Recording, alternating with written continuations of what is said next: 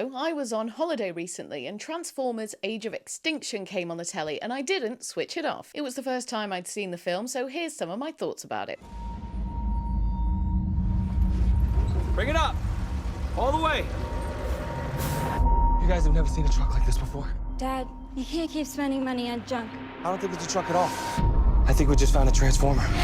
Now, I hadn't actually seen any of the Transformers films, but I've been quite aware of them and where they sort of fall within the cinematic zeitgeist, so fairly or not, I had pretty low expectations of the film. Age of Extinction is a sequel to Dark of the Moon and is the fourth installment in the Transformers series. So there were actually a few fun elements to this film. I really like the way the Autobots or the Decepticons, or the big Transformers guys really, how they move and how they've been animated. Watching these gigantic machines moving around and transforming, as they do, is pretty cool. And sometimes they fight each other, one of them does a forward roll. I found these action sequences really entertaining. Camera work is really strong in this as well. I've seen a few clips from various Transformers films over the years and they are usually pretty well shot. The camera has great mobility, it feels immersive and engaging and kind of keeps you hooked to the action. Now then guys, don't laugh, but I love big things. I just love seeing them. I love Attack on Titan, I love the giants in the Green Knight, that bit in Eternals when the Celestial bursts out from under the earth, and there's a lot of big things in this film, so I found that thoroughly entertaining. There's something about the atmosphere that having massive beings or creatures or robots on screen creates that I love. It feels threatening and ominous. You're at the mercy of the thing that's thousands of times bigger than you, and it translates through the screen really well in the film, and I enjoyed that. It does look great in general in terms of the visual effects and the colours. There's fires and explosions and cool cars. It's exciting, you know. The performances aren't too bad either. I think they were definitely better than I was expecting in some cases.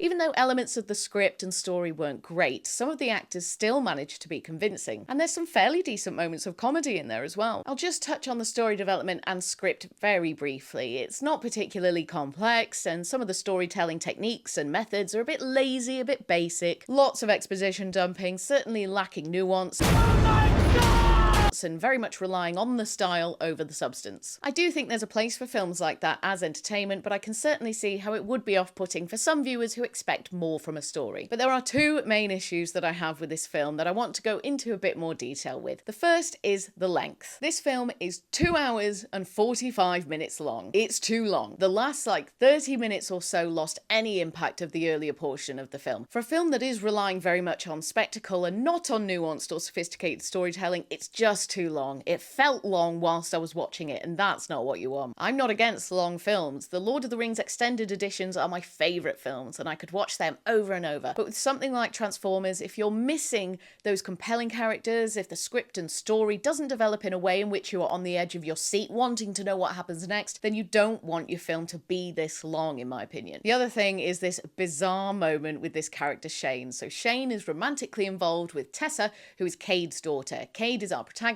That's Mark Wahlberg's character. So Tessa is 17 years old and Shane is 20 years old. Tessa's a teenager, you know, she's demonstrating that rebellious attitude against her dad Cade, but Cade isn't happy about Shane being in her life, but Shane does want to impress him and earn his respect. When Cade first finds out about their relationship, he questions the age difference and isn't happy about it. To help Cade feel better about this, Shane schools him on something called the Romeo and Juliet law, where if the age gap isn't too significant, like 3 years, then a relationship of this kind isn't seen as a crime. And not only does Shane know all about the Romeo and Juliet laws, but he carries a card around with him that details the law and hands that to Cade. 2705-3.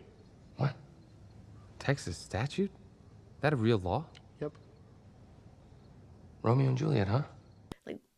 What? He knows what number the law is and everything. It's just so weird. The whole thing is so weird. Why did they include this in the film? It's like the film wants to be kind of edgy by having a 20-year-old bad boy date the 17-year-old rebellious daughter of the protagonist, but then they desperately need the audience to know that actually it's not illegal, and here's the card that I carry around to prove to you and everyone else that this is not illegal or weird, and we are totally protected by this law. But the internet does say that the age of consent in Texas is 17. I'm just baffled as to why they included this in the film in this way. The way they chose to handle this topic and the situation is completely bizarre. It's the way he feels the need to recite the law to Cade to try and reinforce that there's nothing untoward going on, and then that he's carrying around this card with the details of the law on it. Oh, hi, my name is Alice and I'm not a murderer, and here's a little card I keep on me to reassure people that I'm not a murderer. This is a coaster. Anyway, let's take a look at the critical reception. As you'll know from my Just Films and That days, I like to look at the IMDb scores